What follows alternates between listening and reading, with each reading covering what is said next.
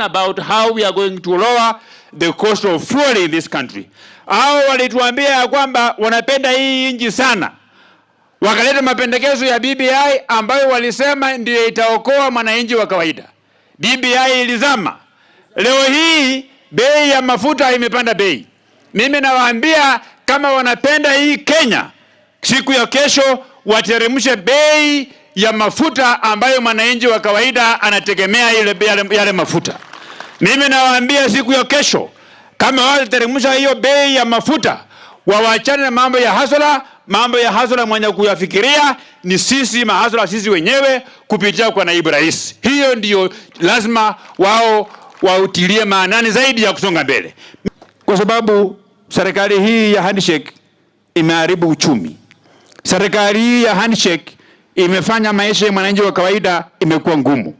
I want to make this very clear that if the Kanu government was strangling the economy of the common mwananchi with one hand, this handshake government is strangling the economy of the common mwananchi by use of both the two hands and their legs put together. Jana kwa TV kuna waziri mmoja ambaye alikuwa na kesi ya anti-corruption kwamba aliiba 1.4 billion Kenya shillings. Amefungwa miaka 5 ama fine ya shilingi 3,600,000. Huyu waruka wetu huyu walimwekea kesi ati sijui ya 158,000,000. Alafu anafungwa ati miaka 67 ati na shilingi sijui bilioni ngapi. Hiyo ni ungwana gani hiyo? Hakuna mtu mwenye anajali mtu wa chini kama huyo mtu hajatoka chini mwenyewe. Na His Excellency amethibitisha hapa wazi wazi sababu ya yeye kutengwa kule juu ni kwa sababu ametoka chini kama wewe na mimi. Na kama yeye hataweza kutuokoa sisi, hakuna mwingine mwenye ataweza kuokoa sisi. So sisi lazima tumshikilie kwa sababu yeye ndiye anatujali. Tuunde serikali pamoja, hata tusahau hata kamwe, na nyinyi mtadhihirisha. Tuko na vijana wetu kule nyumbani. Kuita sisi hivi hakuna hata siku moja umetuita. Si ni ukweli? Hata siku moja kualika sisi hata kwa chai, kuja kwa mchango ya wanaboda, mama mboga, hata kwa masishi tu hakuna. Alafu wanasema wako na sisi. Sio ni kutudanganya. President, kaa ukijua kwamba wakati tunaingia kwa kura 2022, don't look beyond these leaders. We are here. These leaders will walk with you. We are going to work with you. And we are going to deliver the 1.1 million votes in Kakamega and the 900,000 votes in Bungoma. We will deliver because of these people. Kura mingi ndio ushindi. We do not want kwenda kudoea serikali yenye imeteuliwa na watu wengine. We want to be the ones who will be the reason that Deputy President becomes the President of the Republic of Kenya. Sisi Waluya tunafundishwa ukienda kuchunga ng'ombe kwamba ukiona nyoka usianze kutafuta fimbo ya mbali. Chukua ile ambayo iko karibu. Your Excellency, kuna fimbo hapa karibu. Karibu sana. Inaitwa Bungoma County. Iko na kura. Ingine inaitwa hapa Kakamega County. Iko na kura. Ingine inaitwa Nzoia. Iko na kura. Usitafute hiyo fimbo ya mbali. Fimbo ya kuua ni hii yetu. Tembea na sisi. See the people of Kabuchai. See people of Mount Elgon. See watu wa Sirisia. See watu wa Tongaren. Uone watu wetu wote. We are going to make you president unconditionally.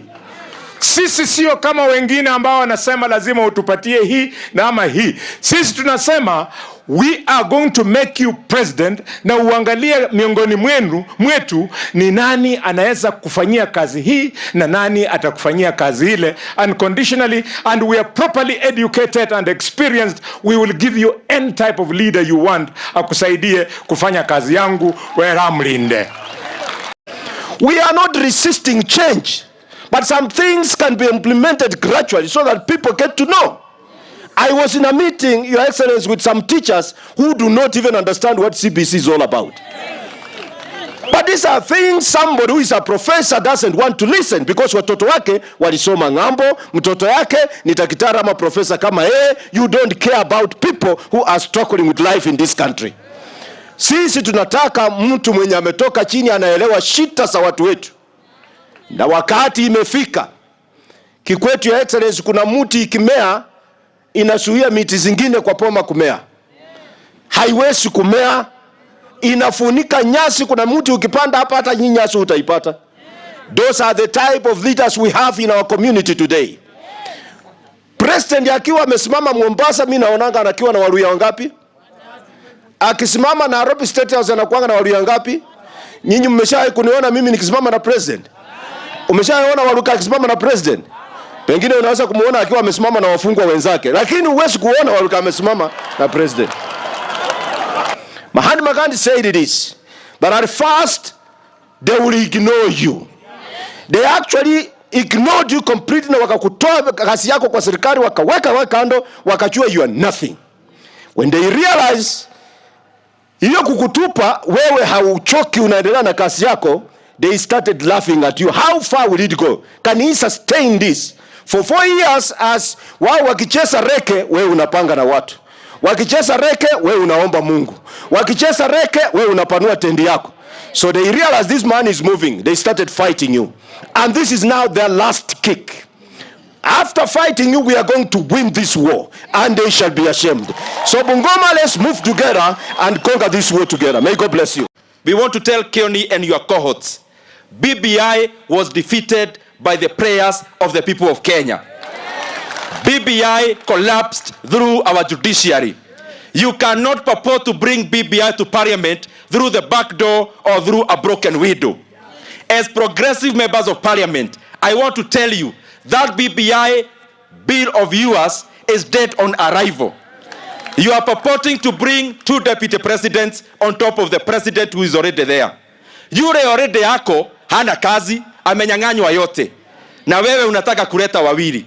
Unaleta prime minister. Unaleta makamu wawili ama deputies wa prime minister.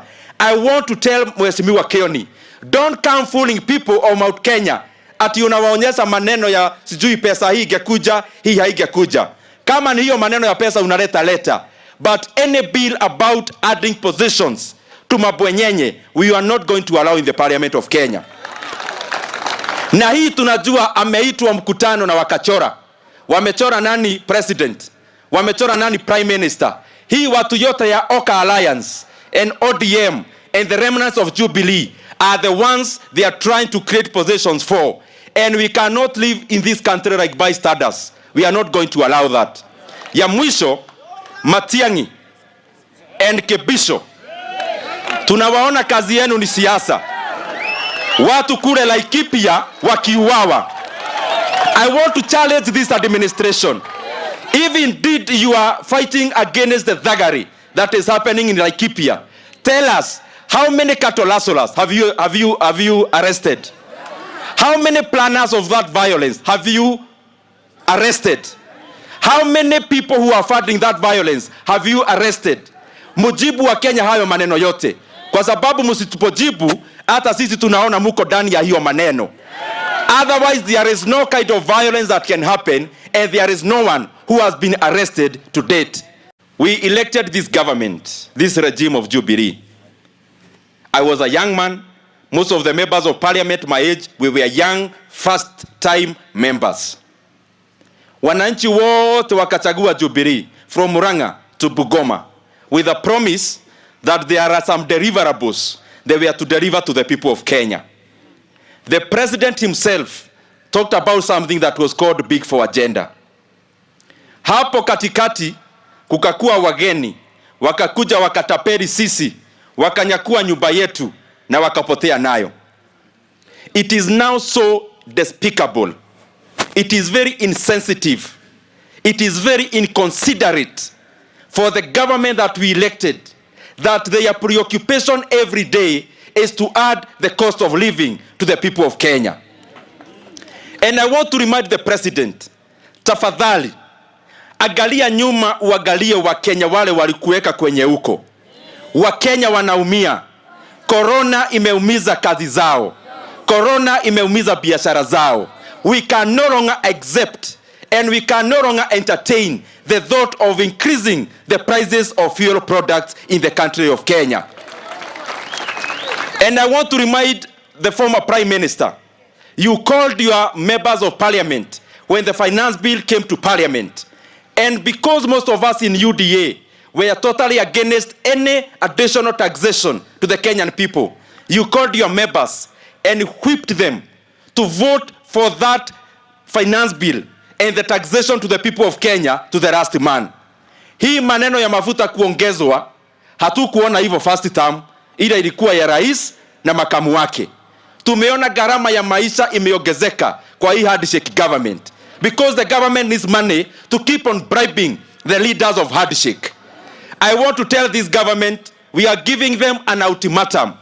Within 1 day, leo hii ikiisha, lazima waite mkutano wa dharura na waondoe hiyo maneno ya kuongeza kodi katika mafuta. Watu wetu ya bodaboda wanaumia. Watu wetu wa matatu wanaumia. Wameumizwa na corona, wako na loans kwa bank. And it is very, very uncouth for the government to purport to increase the prices of fuel products. Ya pili, ati bado sasa ile mambo ya vyeo wamepeleka bunge, sijui wanataka kutengeneza kiti gani, sijui vyeo gani. Mimi nataka niwaambie wabunge wa Kenya, wawache kupoteza muda ya wananchi wakiongea mambo ya mamlaka. Waongee mambo ya wananchi. Kwanza tunataka sheria ya NHIF Act ile iko bunge ishughulikiwe kwa njia ya dharura ili tuanze mambo ya universal health coverage. Tunataka bale bunge ijadiliwe mambo ya housing act ndio tuanze mpango ya housing, vijana wapate kazi. Hiyo wanazunguka kule bunge ati wanataka kubadilisha katiba tena wafuatane na ile ya mambo ya vyeo na mamlaka. Tunawaambia Wakenya, mahakama wote wamesema hawataki mambo ya vyeo, hawataki mambo ya kugawana mamlaka, wanataka mambo ya wananchi. Na mambo ya wananchi iko pale bunge.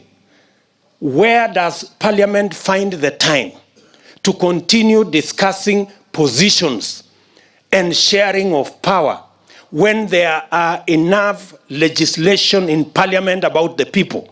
When are they going to discuss the NHIF Act so that we can begin the process of the universal health coverage implementation?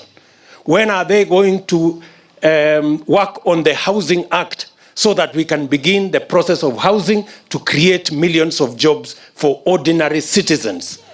Parliament must be careful so that they address matters that affect the ordinary millions of Kenyans instead of wasting time discussing a few positions and sharing of power of a few leaders. Katika ile proposal ambaye mimi nilisoma, hadi pia walete nafasi mbili